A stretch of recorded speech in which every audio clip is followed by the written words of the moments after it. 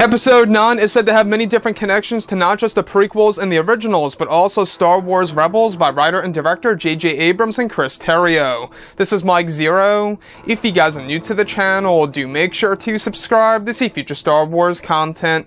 Now, I will say that I am really curious of exactly how JJ Abrams is going to tie this film into the prequels, the originals, and even Star Wars Rebels material in order to really make this movie gravitate toward a lot of fans around the world that'll make this movie stand on its own and be the best of the current trilogy. Now, these past couple of weeks or so, we've been learning a whole lot more about this film when it comes to some of the set leaks, the set designs, the concept art and storyboard descriptions, etc. One of which has all to do with, of course, one of the Star Wars Rebels connections involving Ezra Bridger.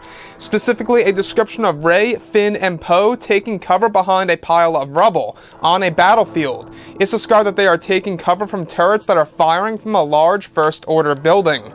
The next goes over a wide shot of one of the characters codenamed EB, who has wavy black hair and a green vest, where it's described that he is using a blaster rifle against 3 stormtroopers. It's said that the EB character appears to have a lightsaber hilt strapped to his belt. Another goes over EB next to Maz Kanata, throwing grenades towards some First Order tanks and destroying them, causing troopers to fly in the air. It's said that the EB character appears to be very dirty in the sequence and really has a war face in the sequences, with his clothing partially ripped up. So I want to go over a couple of parts about this and as to why I'm very excited about JJ and what he's going to insert into this movie that has all to do with Star Wars Rebels. Now, honestly guys, in my opinion, that's a dead giveaway. EB most definitely stands for Ezra Bridger without a doubt. The green vest obviously is yet another nod to the character, as well as the black wavy hair. So when we look at the character of Ezra, I know that there's a lot of controversy about Rebels having a connection to Episode 9, kind of similar to what they did with Rogue One and its connection to the Clone Wars with Saw Gerrera. So with Ezra Bridger being in Episode 9, a lot of people have been expressing their opinions on this, on, why it's either going to be a good or a bad idea. There's a lot of people out there, mind you, who think it's a bad idea to implement a animated TV series character in live-action form into a main Skywalker Saga movie. I, however, though, in my opinion, I think it's a good idea. Like I say, guys, you're all open to your own opinions, and that's perfectly fine.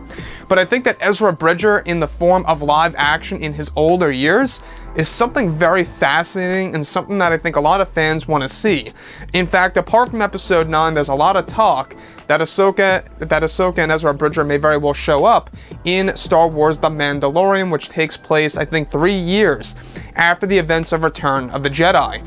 Now, past all of this, what's really intriguing about this sequence is that it also involves both Rey, Finn, and Poe on the battlefield, taking cover behind rubble against a First Order building, shooting turrets down toward them. Now, this is absolutely going to be the sequence that is inspired by the Beach of Normandy from World War II, in case you guys did not know. One of the major land battles featuring this EB character, Ezra Bridger, as well as Rey, Finn, Poe, and Maz Kanata and crew, is actually going to be an inspirational piece from the Beach of Normandy. And honestly, I really like that idea that JJ Abrams is trying to implement into this film. Now, this whole entire sequence involving the character codenamed EB, you can really see what they're trying to do with the film, because we also know that, they're trying to make connections not just to Rebels, but also the prequels, the originals, and also Legends and EU material. Now, is that too much to cram into a Star Wars movie? Well, we do know that Disney and Lucasfilm are looking at this movie as a course correction and as a movie to really just go out with a bang and do something incredible and amazing that a lot of fans are just going to love and enjoy. And to me, that's what I think a lot of fans need right now. I think that they need to have a lot of fun with a Star Wars movie in the Skywalker Saga that's also at the same exact time going to answer a lot of those burning questions from The Force Awakens, in which it will. So, the other thing that I do want to go over is how the EB character is next to Maz Kanata throwing grenades towards some First Order tanks and destroying them, causing troopers to fly in the air. Again, guys, I'm getting World War II visions in my head here of what's happening with this Episode 9 sequence with the tanks and whatnot. Kind of reminds me of what we got in Rogue One, A Star Wars Story in the Alleyways. I don't know if you guys remember that scene. but it seems as though that those hover tank stormtrooper things are coming back in episode 9, which I honestly do think is a great idea. There's also a lot of hints out there that the red stormtroopers in this movie are actually going to be called the Red Fury.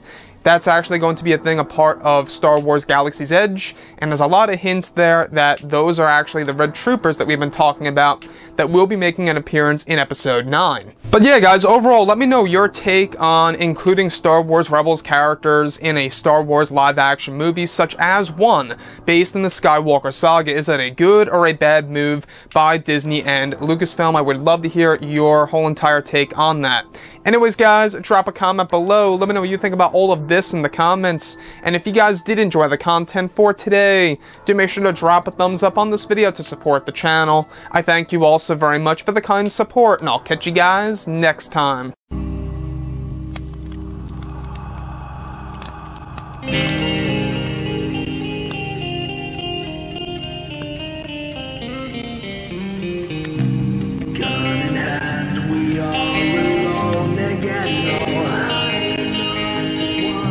From night to moon, we hear them moans again.